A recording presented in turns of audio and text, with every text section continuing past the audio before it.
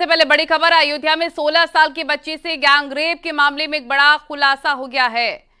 आरोपी एसपी नेता मोईद खान के खिलाफ 30 घंटे तक सिर्फ इसलिए एफआईआर नहीं लिखी गई क्योंकि आरोपी की बिल्डिंग में ही भदरसा चौकी साल 2012 से चल रही थी और मामले का खुलासा होने के बाद एसपी नेता के खिलाफ केस दर्ज किया गया है। साथ ही मंगलवार रात को ही पुलिस चौकी 3 किलोमीटर दूर भरतकुंड में शिफ्ट कर दी गई। एसपी नेता भदरसा का नगर अध्यक्ष है। मामला थाना पूरा कलंदर के भदरसा का है। पुलिस ने आरोपी को गिरफ्तार कर लिया है। एसपी नेता मोईद पर गैंगरेप का आरोपी नाबालिग के साथ गैंगरेप का आरोप लगाया। एसपी नेता मोईद और उसका नौकर गिरफ्तार।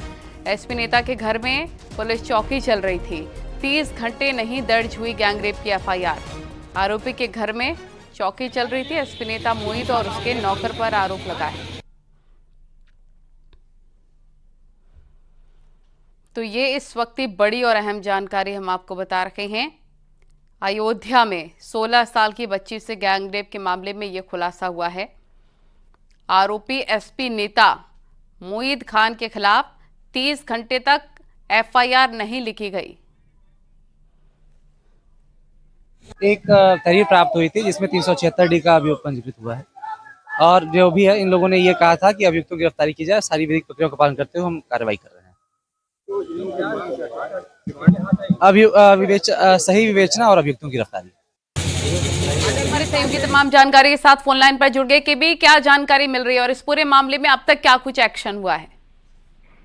देखिए, भदरसा के सपा जो है नगर अध्यक्ष है मोईद खान, इनकी एक बेकरी चलती है, उनके साथ एक नौकर भी काम करता है। पिछले 2 महीने से एक नाबालिग बच्ची के साथ गैंगरेप होता रहा। आरोप लगा कि जो सपा नेता है ये और इनका नौकर राजू दोनों जो है गैंगरेप कर रहे थे। मामले खुलासा तब हुआ जब लड़की के पेट में दर्द हुआ, उसके परिजन डॉक्टर के पास ले गए। वहां मालूम पड़ा कि लड़की जो है जांच के बाद जो मालूम पड़ा कि वो प्रेग्नेंट है। उसके बाद फिर हलचल मच गई, महकमा में हलचल मच गया। घर वाले जाके तहरीर देते हैं लेकिन 30 घंटे तक रिपोर्ट दर्ज नहीं होती है क्योंकि जो आरोपी है वो प्रभावशाली है और उसी की बिल्डिंग में भदरसा चौकी पुलिस को खुली हुई थी। वजह ऐसी कि 2012 में जब अयोध्या जनपद का नाम फैजाबाद हुआ करता था तब 2012 में दंगा हुआ था और भदरसा भी प्रभावित हुआ था। उसी 2012 के दौरान वहां पर एक चौकी खोली गई।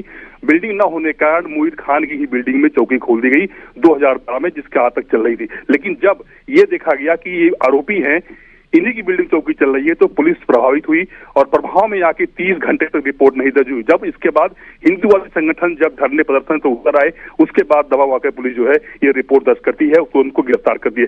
फिलहाल मोईद खान को और उसके नौकर राजू को पुलिस जेल भेज चुकी है। तो कुल मिला के जो पुलिस की लापरवाही देखने की आई कि उसकी बिल्डिंग में जो है चौकी चल रही थी और चौकी बचाने इसी वजह से एफआईआर नहीं लिखी गई। बहुत शुक्रिया विस्तार से जानकारी देने के लिए। आगे बढ़ते हैं। आगरा में एयरपोर्ट और रेलवे स्टेशन पर ब्लास्ट की धमकी मिली है। 50 किलो आरडीएक्स एयरपोर्ट पर रखने की बात कही गई है। ये बड़ी खबर इस वक्त हम आपको बता रहे हैं। ईमेल के जरिए धमकी आई है। पुलिस ईमेल की जांच कर रही है। धमकी को लेकर थाना शाहगंज में केस दर्ज किया गया है। ईमेल भेज के धमकी दी गई। कामिर कुरैशी हमारे सहयोगी जुड़ गए हैं फोन लाइन पर। कामिर, क्या अपडेट इस खबर को लेकर, क्या एक्शन लिया गया है? बिल्कुल, देखिए, ये धमकी आगरा एयरपोर्ट और आगरा कैंट रेलवे स्टेशन को उड़ाने की दी गई, जिसमें साफ ईमेल के द्वारा कहा गया था कि 50 किलो आरडीएक्स एयरपोर्ट और रेलवे स्टेशन पर रखा गया है। धमकी भरा ईमेल डीजीपी मुख्यालय लखनऊ में भेजा गया। वहां से आगरा पुलिस को सूचना दी गई थी। हालांकि सूचना के बाद पुलिस ने जांच की है और जांच करने के बाद अब थाना शाहगंज में अज्ञात में मुकदमा दर्ज किया है। और साफ ईमेल में कहा गया था कि 50 किलो आरडीएक्स है, जिसको माध्यम से आगरा का एयरपोर्ट, सिरिया एयरपोर्ट और आगरा कैंट रेलवे स्टेशन, इन दोनों को उड़ाया जाएगा। अगर रोक सको तो रोक लीजिए। हालांकि पूरे मामले के बाद पुलिस ने तुरंत ही जांच की कार्रवाई शुरू कर दी। उसके बाद इस पूरे मामले में थाना शाहगंज में मुकदमा दर्ज किया गया। ठीक है, शुक्रिया आपका तमाम जानकारी के लिए। और यूपी में गैर मान्यता प्राप्त मदरसों पर एक्शन की तैयारी शुरू हो गई है। बहराइच की अगर बात करें तो जिले में 495 गैर मान्यता प्राप्त मदरसे चल रहे हैं। इसमें लगभग 40,000 बच्चे पढ़ रहे हैं। जिला अल्पसंख्यक अधिकारियों ने बताया कि शासन के आदेश पर काम हो रहा है। उन्होंने कहा कि अगर पहले सर्वे में जो मदरसे छूट गए उनको इस बार सर्वे में शामिल किया जाएगा। मैं आपके चैनल के माध्यम से ये अनुरोध करता हूँ गैर मान्यता प्राप्त मदरसे के प्रबंधकों से कि वो इस नियम के अनुपालन में अपना पूरा सहयोग दें और अपने मदरसे के बच्चों को उनके छात्रों के हित के लिए, उनके भविष्य के लिए, क्योंकि उन मदरसों से उन बच्चों को कोई औपचारिक प्रमाण पत्र, अंक पत्र उपलब्ध नहीं हो पाता है। शिक्षित होने के बावजूद भी बच्चे जो है किसी रोजगार के लिए, किसी और कार्य के लिए उपयुक्त नहीं हो पाते हैं। तो उनके भविष्य के लिए, उन छात्रों के, बच्चों के भविष्य के लिए ये गैर मान्यता प्राप्त मदरसे के जो प्रबंधक हैं, ये इसके अनुपालन में हम लोगों को सहयोग करें। और अब खबर उत्तराखंड से। अपने दिल्ली दौरे के कारण कैबिनेट मंत्री धन सिंह रावत ने इन दिनों सियासी चर्चा बटोरी है। बुधवार को मंत्री धन सिंह रावत दिल्ली से सीधे सचिवालय पहुंचे और मुख्यमंत्री की तरफ से आयोजित विभागीय समीक्षा मीटिंग में पहुंचे। मीटिंग के बाद मुख्यमंत्री और मंत्री धन सिंह रावत ने एक साथ लंच किया। इसे सियासी चर्चाओं को विराम देने के तौर पर भी देखा जा रहा है।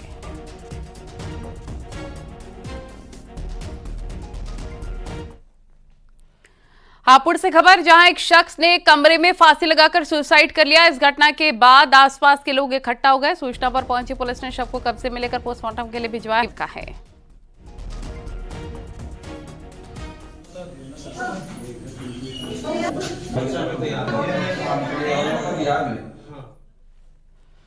और आगरा में दूध कर्मचारी की संदिग्ध परिस्थितियों में मौत हो गई। इसके बाद परिजनों ने हत्या का आरोप लगाया। हंगामा क्या, बमुश्किल पुलिस ने लोगों को समझा बुझाकर मामला शांत कराया है।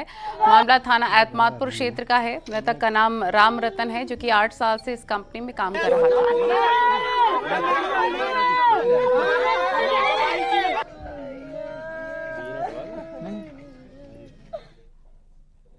और जौनपुर में एक शख्स की सोते वक्त गला रेतकर हत्या से सनसनी मच गई। सूचना पर पहुंची पुलिस ने शव को कब्जे में लेकर पोस्टमार्टम के लिए भेजा। जांच पड़ताल शुरू कर दी है। जहां शख्स की हत्या हुई है, फिलहाल पुलिस जांच कर रही है। मृतक का नाम ओम प्रकाश है।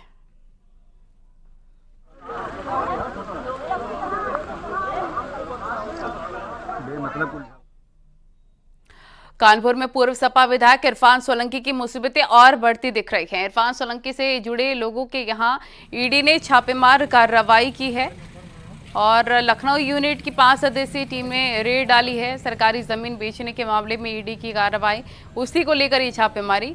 जाजमऊ से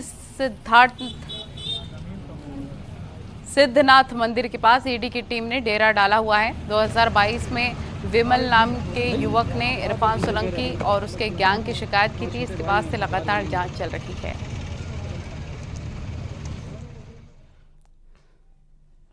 और खबर नोएडा से, स्क्रैप माफिया और गैंगस्टर रवि काना पर ताबड़तोड़ एक्शन की तैयारी की जा रही है। स्क्रैप माफिया के मददगार पुलिसकर्मी समेत 8 पर गिरफ्तारी की तलवार लटकी हुई नजर आ रही है। गिरोह बनाने में माफिया की मदद करने वाले पर भी एफआईआर होगी। रवि काना की नई संपत्ति को कुर्क करने की तैयारी में पुलिस। कमिश्नरेट रवि काना की फर्म से जुड़े अकाउंट्स के ट्रांजैक्शन भी अब जांचे जाएंगे। 26 अप्रैल को स्क्रैप माफिया रवि और उसकी महिला मित्र काजल को दिल्ली एयरपोर्ट से गिरफ्तार किया गया था। काजल झा को हाल ही में हाई कोर्ट से जमानत मिली थी।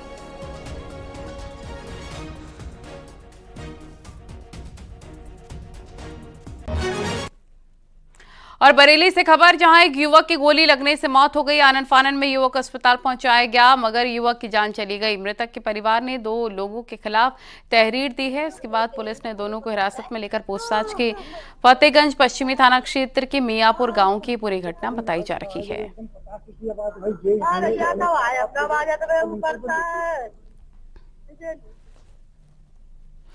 और कन्नौज में सराफा कारोबारी के घर डकैती डालने आए बदमाश को बुजुर्ग महिला ने छत से नीचे फेंक दिया।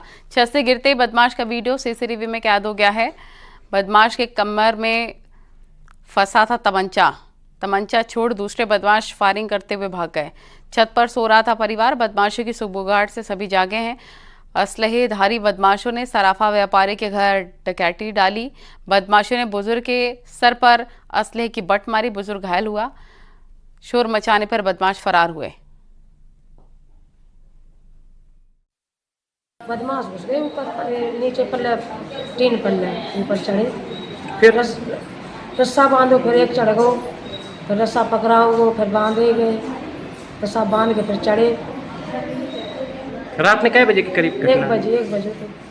परिवार में यहाँ कौन कौन रहता है? कोई नहीं, हम ही 2 बते, नाती मेरो है, 2 ही लोग। कन्नौज में एक मां ने अपने दिव्यांग बेटे को मौत के घाट उतार दिया। मां ने अपने प्रेमी के साथ मिलकर अपने 12 साल के बेटे की हत्या कर दी। करीब 1 महीने पहले बेटे लेकर प्रेमी के साथ महिला फरार हो गई थी। मां की क्रूरता की पोल पड़ोसी ने खोली। घटना सौरिक क्षेत्र नगला जमाली की है।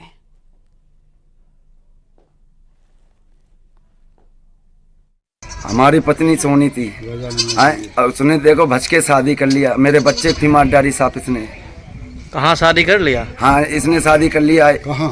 यहाँ कर रहा है जमालिंग नगर पे। मेरे बच्चे की मार दिया इसने। किसने मार दिया? सोनी ने, गुड्डू ने और छुटुआ ने।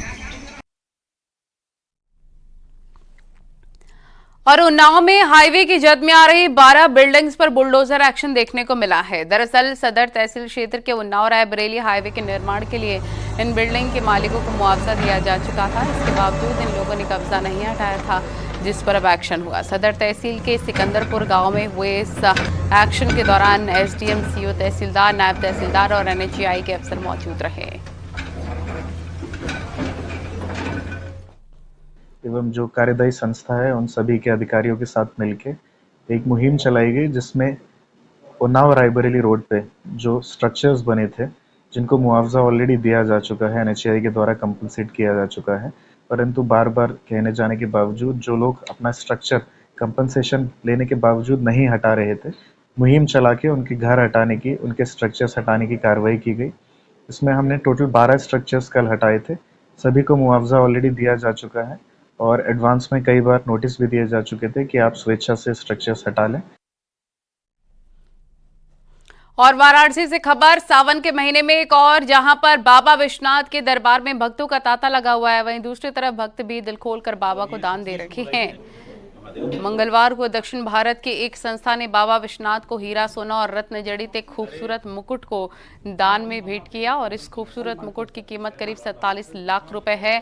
काशी विश्वनाथ मंदिर के मुख्य कार्यपालक अधिकारी विश्वभूषण मिश्र ने बताया कि बेंगलुरु की अनीता नाम की महिला श्रद्धालुओं ने मंगलवार की सुबह बाबा धाम में पूजन अर्चन के बाद उन्हें ये मुकुट अर्पित किया है।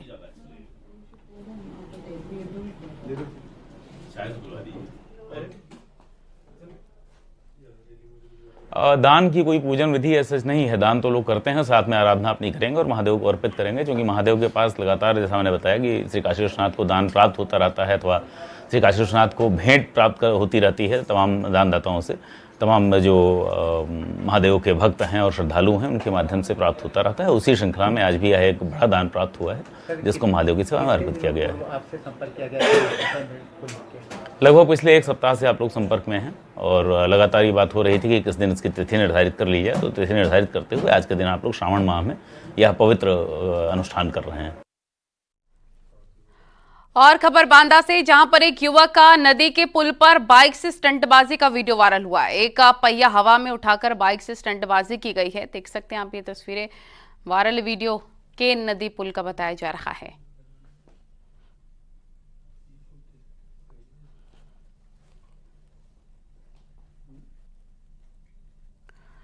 और खबर आगरा से, जहां रेस्टोरेंट में किचन में आग लग गई। शॉर्ट सर्किट से आग लगने का कारण बताया जा रहा है। थाना कमला नगर क्षेत्र के कमला नगर मार्केट का ये पूरा मामला है।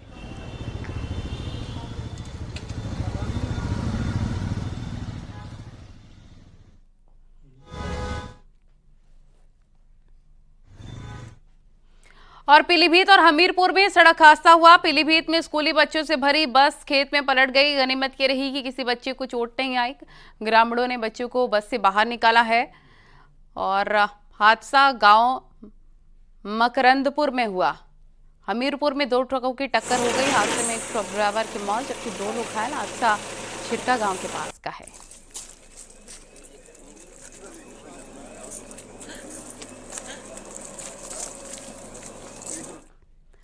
और खबरें जारी, रुकेंगे छोटे से ब्रेक के लिए। आप देख रहे हैं